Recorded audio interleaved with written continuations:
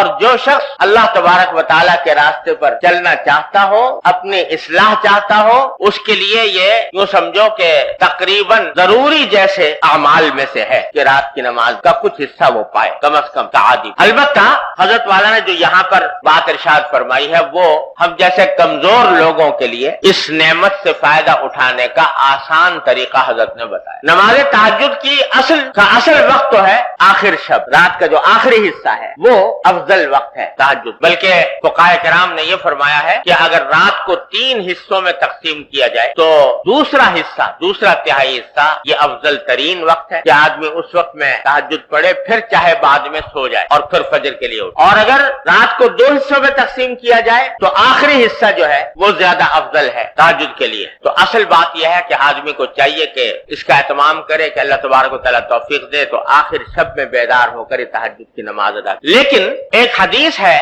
جو معجم طبرانی میں مروی ہے، اس میں رسول کریم صلی اللہ علیہ وسلم نے ارشاد فرمایا کہ لا بد من صلاۃ بلیل ولو حلب شاہ، کہ رات کے وقت میں کچھ نماز پڑھنا ضروری ہے۔ ضروری ہونے کا معنی یہ کہ اللہ تبارک و تعالیٰ کی رحمتوں کو متوجہ کرنے کے لیے اور اپنی اصلاح کی خاطر آدمی کو ضروری ناگزیر ہے کہ وہ رات کے اندر کچھ نماز پڑھے۔ اور فرمایا ولو حلب شاہ، چاہے وہ اتنی ہی دیر کیوں نہ ہو جتنی دیر میں ایک بکری کا دودھ دویا جاتا ہے۔ بکری کا دودھ اگر دوئیں بہت زیادہ وقت نہیں لگتا اور جلدی دوہا جاتا ہے کیونکہ دودھ کم ہوتا ہے بکری کا گائے اور بھینس کے مقابلے، تو بتائیں کہ جتنی دیر میں بکری کا دودھ دویا جاتا ہے اتنا ہی کیوں نہ ہو، لیکن نماز رات کی نماز فرمایا لا بد من صلاۃ باللیل، ضرور ہونی چاہیے اور کسی مومن کو وہ چھوڑنی نہ چاہیے۔ پھر آگے فرمایا، یہ حدیث ہی کا حصہ ہے کہ وما کان بعد صلاۃ العشاء فهو من اللیل، کہ نماز عشاء کے بعد جو بھی نماز پڑھی جائے وہ صلاۃ اللیل میں داخل ہے،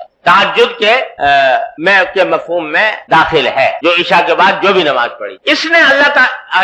حدیث میں رسول کریم سرور دو عالم صلی اللہ علیہ وسلم نے ہم جیسے کمزوروں کے لیے یہ آسانی کا راستہ تجویز فرما دیا کہ اگر سونے کے بعد اٹھنا مشکل ہو رہا ہے تو اول شب میں نماز عشاء پڑھنے کے بعد بھی اگر کچھ نماز تہجد کی نیت سے، صلاۃ اللیل کی نیت سے پڑھ لی جائے تو انشاءاللہ تہجد اور صلاۃ اللیل کی برکات سے محرومی نہیں ہوگی۔ اس لیے بزرگ فرماتے ہیں کہ آدمی کو کوشش تو پوری یہ کرنی چاہیے کہ آخر شب میں اٹھ جائے، لیکن اگر اس کی عادت نہیں پڑی یا کوئی عارض درپیش ہے تو نماز عشاء کے بعد اور وتر سے پہلے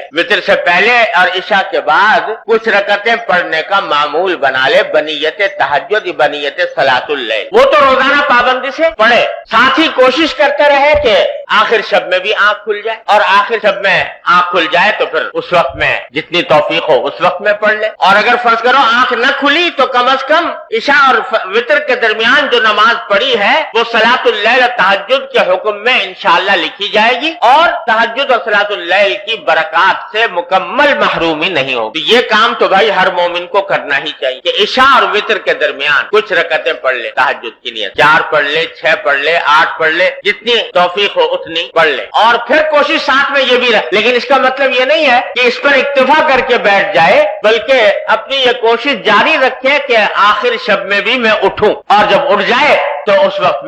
وقت کی نماز بھی ادا کرے۔